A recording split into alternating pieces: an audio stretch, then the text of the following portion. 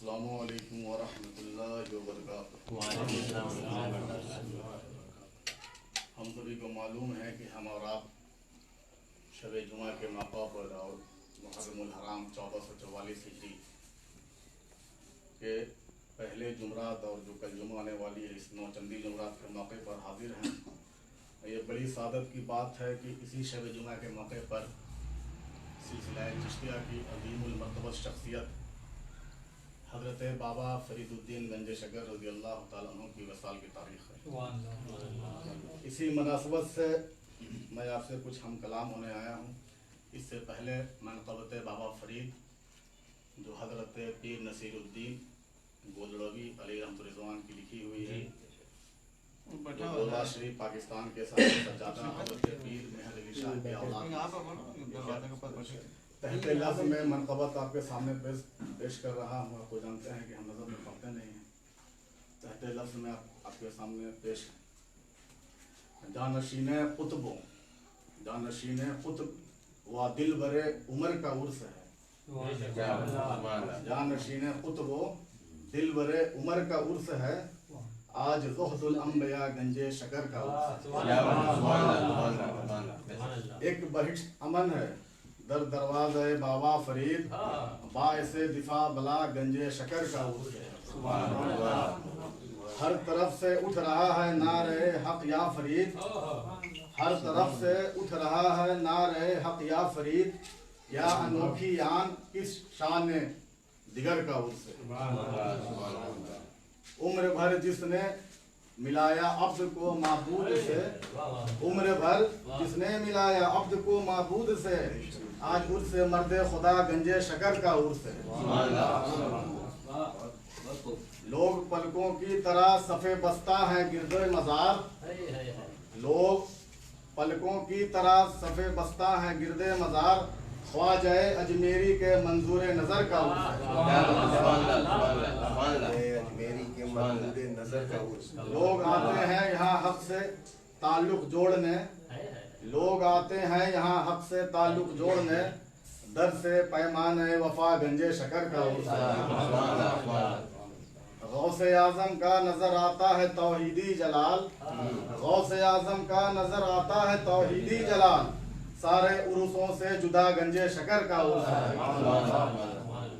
सज रहा है आज दुल्हन की तरह शहरे फरीद, सज रहा है आज दुल्हन की तरह शहरे फरीद, नूर की बारिश में भीगे बाम दर का उर्स है। सुहद में क्या धूम है गंजे शकर की चार सू, महफिले हस्ती में क्या गंजे शकर का उर्स है। पाँव धरने को जगह मिलती नहीं शहर में, पाँव धरने की जगह मिलती नहीं है शहर में, भीड़ ये कैसी है क्या गंजे शकर का उर्स है। और मफ्ता में हज़रत पीर नसीरुद्दीन फरमाते हैं, खींचता था मुझको, खींचता था मुझको रिज़वां खुद की जानिब नसीर, खींचता था मुझको रिज़वां खुद की जानिब नसीर, वो तो मैंने कह दिया गंजे शकर का उर्स है, मैंने कह दिया गंजे शकर का उर्स है।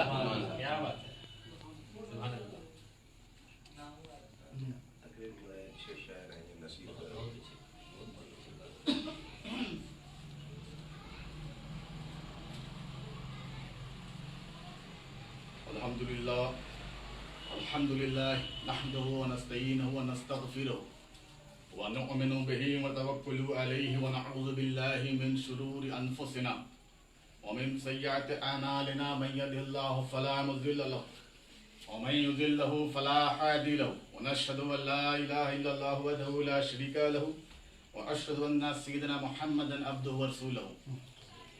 क़ाल अल्लाहु तआला फ़ी किताबिहिल अज़ीम व ख़िताबिहिल क़दीम, अम्मा बाद फ़अऊज़ु बिल्लाहि मिनश शैतानिर रजीम, बिस्मिल्लाहिर रहमानिर रहीम। अला इन्ना औलिया अल्लाहि ला खौफुन अलैहिम व ला हुम यहज़नून, बेशक अल्लाह के वलियों को ना कोई खौफ है ना कोई गम। अल्लाह ताला सूरह यूनुस में फरमा रहा है कि अल्लाह के वलियों को ना कोई खौफ है ना कोई गम।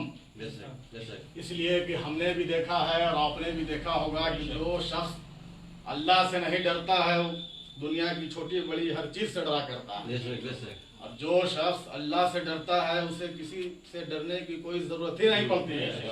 वो यहाँ समझ में यही आया कि अल्लाह से डरना ही सबसे बड़ी ताकत है। और औलिया अल्लाह को किसी चीज का गम भी नहीं हुआ करता है, इसलिए कि नेमत ना मिलने से इंसान गमगीन हो जाता है। और अल्लाह का दीदार सबसे बड़ी नेमत है जो वली अल्लाह फना फिल्लाह होकर खुद को अल्लाह की राह में कुर्बान करके इस नेमत को पा लेते हैं, जिसकी ना नज़ीर मिल सकती है ना इसे हासिल की जा सकती है। इसलिए औलिया अल्लाह को ना किसी चीज़ का खौफ है और ना किसी चीज़ का गम है। इल्म नफ्सियात के एतबार से डर खौफ उसे होता है जो कमज़ोर होता है। इल्म नफ्सियात के एतबार से डर खौफ उसे होता है जो कमज़ोर होता है। और हदीस कुदसी औलिया अल्लाह की ताकतवर होने की तस्रीह कर रही है कि जो बंदा खुदा का हो गया, जो खुदा के राह में खुद को कुर्बान कर दिया, अल्लाह उसका हाथ हो जाता है, खुदा उसका पैर हो जाता है, खुदा उसका कान हो जाता है, खुदा उसकी जबान हो जाता है। गोया समझ में ये आया, मामला ये हुआ कि जब हाथ वली का होगा, काम खुदा का होगा, पाँव वली का होगा, चलना खुदा का होगा, कान वली का होगा, सुनना खुदा का होगा, जबान वली की होगी और बात खुदा की होगी। गोया इनकी दुआ रद्द नहीं, इनकी दुआ कबूल कर ली जाती है। बेशक वली अल्लाह बेशक मजहर शान इलाही है। वली अल्लाह बेशक मजहर शान इलाही है, जो इनके मुंह से निकले वही ऐन फरमाने। हजरत अबू हुरैरा रज़ियल्लाहु तआला अन्हु से रवायत है कि आप फरमाते हैं कि नबी करीम सल्लल्लाहु अलैहि वसल्लम ने फरमाया कि अल्लाह ताला ने फरमाया कि जो मेरे किसी वली से दुश्मनी करे, मैं उससे लड़ाई का जंग का ऐलान करता हूँ। और अल्लाह ताला फरमाता है कि कोई बंदा मेरा इस कदर कुर्ब हासिल नहीं कर सकता जितना कि वो फराइज के जरिए से हासिल करता है, और नौफिल के जरिए से मेरा बंदा हमेशा मेरा कुर्ब हासिल करता रहता है, यहाँ तक कि मैं उसे अपना महबूब बना लेता हूँ। फिर हजरत अबू हुरैरा रज़ियल्लाहु तआला अन्हु फरमाते हैं कि नबी करीम सल्लल्लाहु अलैहि वसल्लम ने फरमाया कि जब अल्लाह ताला किसी बंदे से मोहब्बत फरमाता है तो हजरत जिब्राइल अलैहिस्सलाम को बुलाता है और फरमाता है, जिब्राइल मुझे फलां बंदे से मोहब्बत है, मुझे गौसो ख्वाजा सैयदना बाबा फरीद से मोहब्बत है, या तुम भी इनसे मोहब्बत करो। हजरत जिब्राइल अलैहिस्सलाम भी उस बंदे से मोहब्बत करने लगते हैं। और फिर हजरत जिब्राइल अलैहिस्सलाम आसमान में निदा करते हैं, ये आसमान वालों, अल्लाह को फलां बंदे से मोहब्बत है, अल्लाह को गौसो ख्वाजा सैयदना हुजूर साबिर मिल्लत से मोहब्बत है, या तुम भी इनसे मोहब्बत करो। फिर इसके लिए मकबूलियत लिख दी जाती है, दुनिया में इसके लिए मकबूलियत लिख दी जाती है, इसे विलायत को तोहफा अता कर दिया जाता है।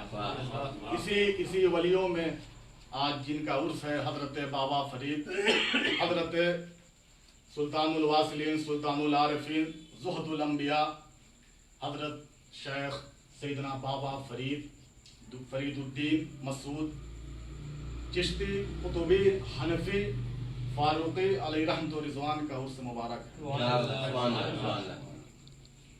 आपकी विलादत 569 हिजरी मदीनतुल औलिया मुल्तान पाकिस्तान में हुई।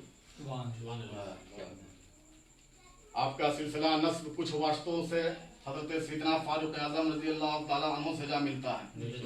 आप शेख फारूकी हैं। आपका नस्ब कुछ वास्तों से सैयदना फारूक आजम रज़ियल्लाहु ताला अन्हु से जा मिलता है। आपके वालिदे गिरामी अपने वक्त के जय्यद आलिम सूफी व सफ़ा और शेख मुल्तान में से थे। आपकी वालदा वक्त आबिदा जाहिदा मुत्तकिया और नेक पारसा थी। आपकी तरबियत आपकी वालदा मुशफ़क़्क़ा के ज़ेर निगरानी हुई। उसके बाद आपने इल्म हासिल करने के लिए, ज़ाहिरी इल्म से सरफराज होने के लिए आपने हिंद, पाकिस्तान, इराक, ईरान और कई ममालिक का सफ़र फरमाया। आप वहाँ से इल्म हदीस, इल्म असूल, इल्म फ़िक़्ह तमाम दीनी उलूम को हासिल किया। और हासिल करने के दरमियान हजरत ख्वाजा कुतुबुद्दीन बाख्तियार काकी, जो हजरत ख्वाजा गरीब नवाज के अव्वल खलीफा और जानशीन हैं, आपसे उनकी मुलाकात हुई और आप उनसे बैत हो गए। हजरत गरीब नवाज के जानशीन हजरत कुतुब दहली से आप बैत हुए।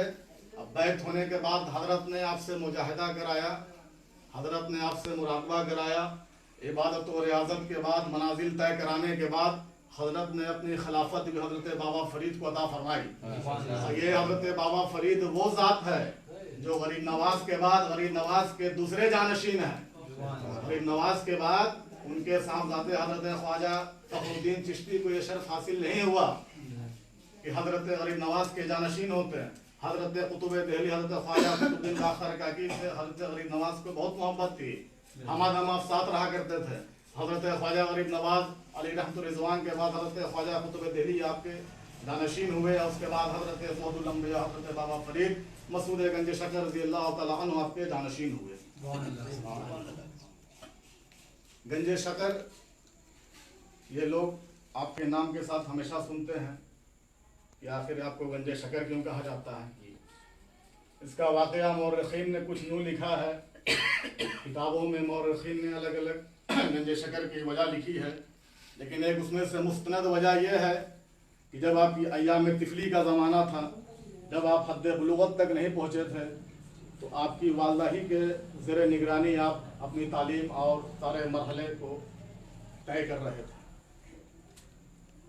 तो वालदा ने फरमाया कि बेटा, जब कोई छोटा बच्चा नमाज पढ़ता है तो अल्लाह ताला उसे मिठाई शक्कर अता फरमाता है। जब वो बड़ा हो जाता है, उसका फरमाबरदार हो जाता है, तो अल्लाह ताला और भी दिगर इनामात से नवाजता है। गोया तुम अय्याम तिफली में नौमरी में नमाज पढ़ो, अल्लाह ताला तुम्हें शक्कर अता फरमाएगा। तो रोजाना का यही मामूल था। जब हजरत बाबा फरीदुद्दीन गंज शकर अली रहमा अय्याम तिफली में जब आप नमाज पढ़ते हैं तो वालदा उनकी नमाज के नीचे में छोटी सी थैली में शक्कर रख दिया करती थी। तो वालदा मायदा आपकी शक्कर रखा करती थी और हमेशा बारहा ऐसा होता रहा जब तक आप हद बुलुगत तक नहीं पहुंचे। एक रोज का वाकया है कि आपकी वालदा शक्कर रखना भूल गई और हजरत बाबा फरीद जब नमाज से फारिग हुए ईशा के बाद, तो वालदा को ख्याल आया कि मैंने तो आज शक्कर ही नहीं रखा। अब बड़े इस तरह से आपने दूसरे दिन फरीद से पूछा, बेटा फरीद, क्या कल तुम्हें शक्कर मिला था? तो बाबा फरीद ने फरमाया, जी वालदा मिला था। वालदा ने शुक्र अदा किया, मौला तूने मेरी लाज रख ली और तूने फरीद को इनाम से भी नवाजा। और वालदा ने वहां बर्जस्ता फरमाया, फरीद आप हकीकत में गंजे शकर हैं और वहीं से ये आपका गंजे शकर का लक़ब वालदा का दिया हुआ आपके नाम के साथ हम अदम लगा रहा। ये है गंजे शकर की निस्बत। हजरत बाबा फरीद अली रहमतुल रिजवान की सैकड़ों करामत हुई। उन करामतों से में से एक मशहूर करामत यह है कि हजरत बाबा फरीदुद्दीन गंज शकर का पाकपटन में दरबार लगा हुआ था। उसमें आपके खुलफा हजरत महबूब इलाही हजरत अलाउद्दीन साबिर कलियरी व हजरत अबू इसहाक अली रहमतुल रिजवान भी शामिल थे। एक शख्स आया और फरमाया, हुजूर आप तो उस दर से हैं और उस दर की आपकी जानशीनी हासिल है कि जिस दर से अता किया जाता है। मेरी कई लड़कियां हैं और मेरी हालात ऐसी नहीं है कि हम उनकी शादी कर सकें। आप कुछ मुझे इनायत फरमाएं ताकि हम अपनी बच्चियों की शादी बासानी कर सकें। हजरत बाबा फरीद को उस शख्स पर रहम आता है और आप फरमाते हैं कि एक ढेला ले आओ। आप एक ढेला मंगवाते हैं और उसी मजलिस में सूरह इखलास पढ़कर उस पर दम करते हैं। जैसे ही बाबा फरीद ने सूरह इखलास पढ़कर उस पर दम किया, वो सोना हो गया। और उस मिट्टी का ढेला जब वो सूरह इखलास की बरकत से सोना हो गया, तो बाबा फरीद ने उस शख्स को अता फरमाया और कहा, जाओ जाकर इससे अपनी शादी कर लेना, इससे अपनी लड़कियों की शादी बासानी कर लेना। जब वो शख्स वहां से चला जाता है तो उसके जहन में लालच, उसके जहन में हर्ष पैदा हो जाता है। वो शख्स के जहन में लालच पैदा हो जाती है कि मुझे तो सोना बनाने का नुस्खा हासिल हो गया, पत्थर को मिट्टी को सोना बनाने का फॉर्मूला हासिल हो गया। गोया वो घर जाता है, उस सोने को एक ताख्त पे रखता है और पूरे इलाके से मिट्टी को जमा करता है। मिट्टी को जमा करने के बाद वो सूरह इखलास पढ़ पढ़ कर फूकता रहता है, लेकिन सोना नहीं होता है। पढ़ पढ़ कर सूरह इखलास फूक फूक कर उसकी हालत खराब हो जाती है, लेकिन जो मिट्टी का ढेला है वो सोना नहीं होता है। तो अपने बगल में अपने एक साथी से वो कहता है, उसका साथी बड़ा अक्लमंद था, उस शख्स का साथी बड़ा अक्लमंद था। उससे फरमाता है, बाबा फरीद की मजलिस का पूरा हाल बयान फरमाता है। बाबा फरीद की मजलिस में ऐसा हाल हुआ, हजरत ने मिट्टी पे सूरह इखलास दम किया, सूरह इखलास दम करने की बरकत से वो सोना हो गया। आपने मुझे फरमाया कि जाओ तुम अपनी बेटी की शादी कर लेना। लेकिन हम फूक फूक कर मेरा चेहरा लाल पीला गुलाबी हो गया, लेकिन वो सोना नहीं हो पाया। तो उस शख्स बहुत अक्लमंद था, वो फरमाया कि बंदे सूरह इखलास तो तुम पढ़ सकते हो, लेकिन फरीद की जबान कहाँ से ला सकते हो? ये तो बाबा फरीद की जबान का कमाल है ना। हम और आप हमेशा पढ़ते रहते हैं सूरह इखलास सूरह फातिहा, लेकिन गौसो ख्वाजा ने भी, सैयदना ने भी सूरह इखलास और सूरह फातिहा पढ़ा है। तो वो सैफ जबान हुआ करते थे, वो बाकरामत हुआ करते थे, वो अल्लाह से राजी हुआ करते थे, अल्लाह उनसे राजी हुआ करता था। वो शख्सियत का नाम बाबा फरीद गंज शकर है। आपकी सैकड़ों करामत है, उसमें से एक वाहिद करामत बताया।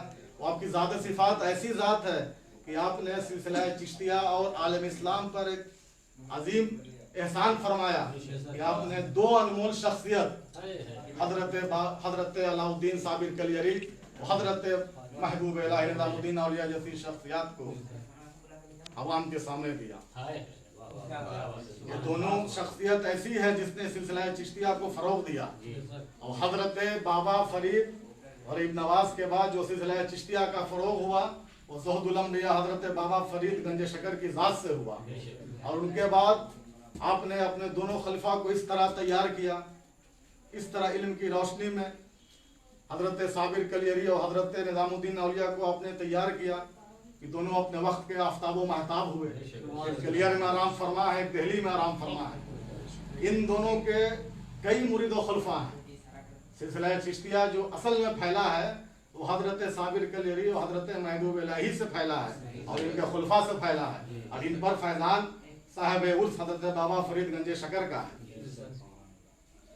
इन्हीं के खुलफा में एक वाक़या हजरत महबूब इलाही के खुलफा के आपको बताता चलूँ, और बताने के बाद मैं अपने गुफ्तगू को अख्ताम की तरफ ले आऊँगा। हजरत महबूब इलाही के खुलफा में हजरत सिराजुद्दीन आइन हिंद शामिल है।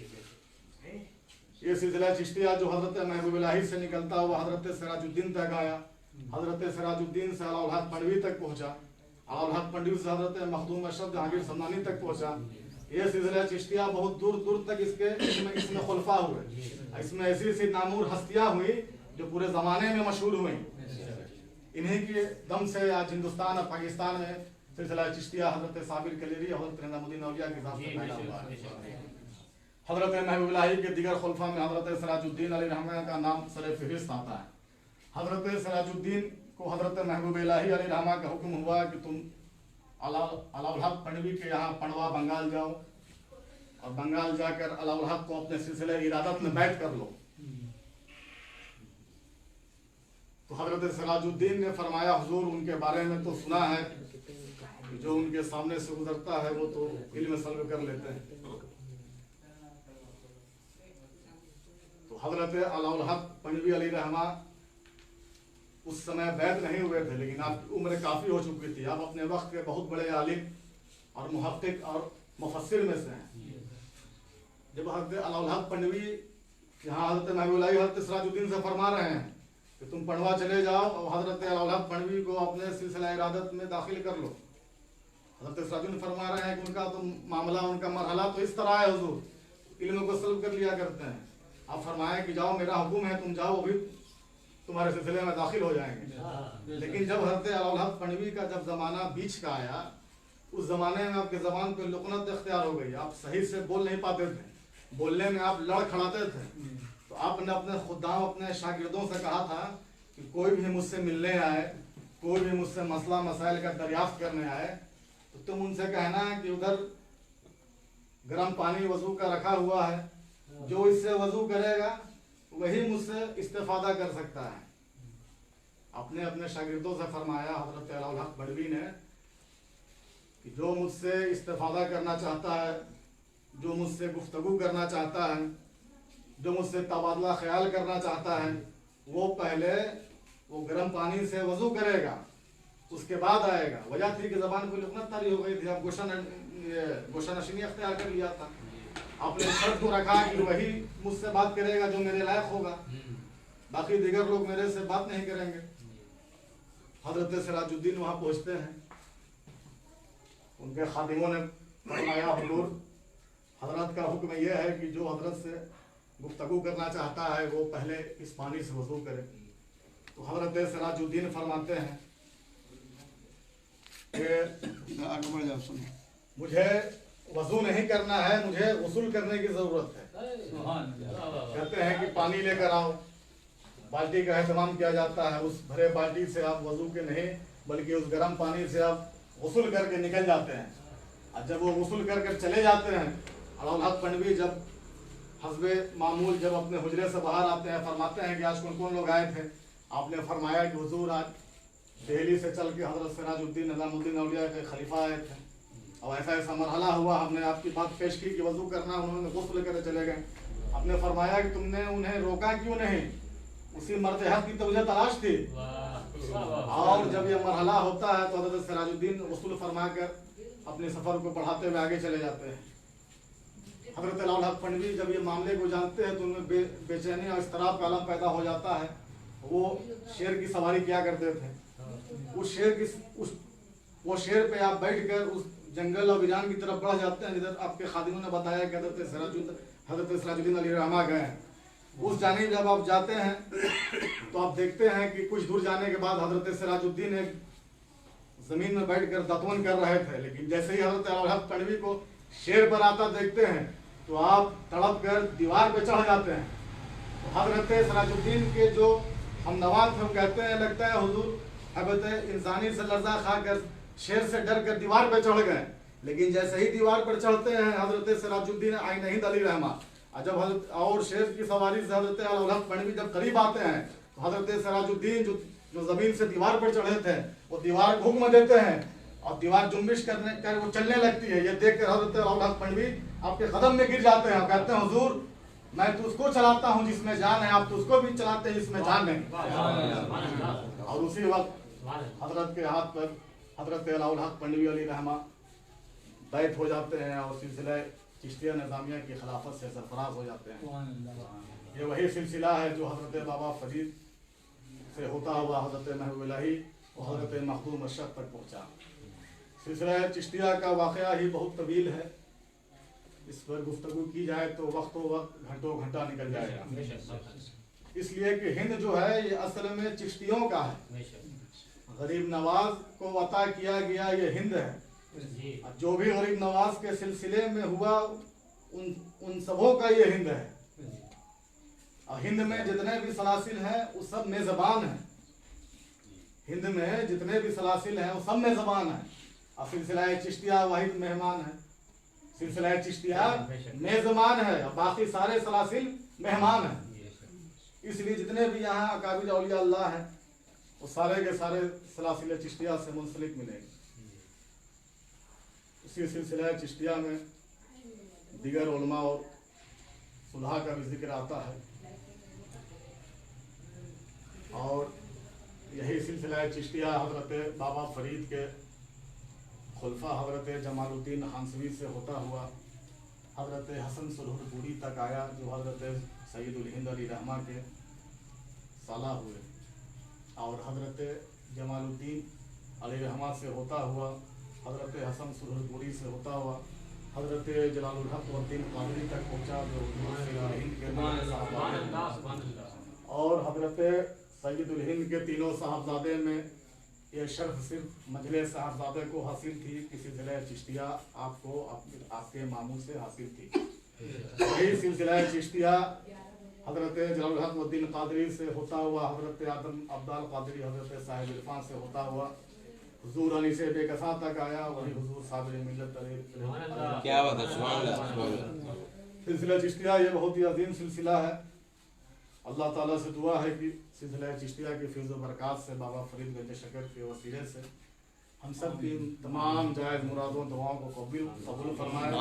हज़रत बाबा फरीद गंज शकर का सदका अता फरमाए और उनके सदक़े में हमारे तमाम मामलात मुश्किलात को दूर फरमाए। आमीन आमीन। हमा इलैना इल्लल बलाग अस्तगफिरुल्लाह पढ़िए ला इलाहा इल्लल्लाह सल्लल्लाहु अलैहि वसल्लम। अस्सलामु अलैकुम।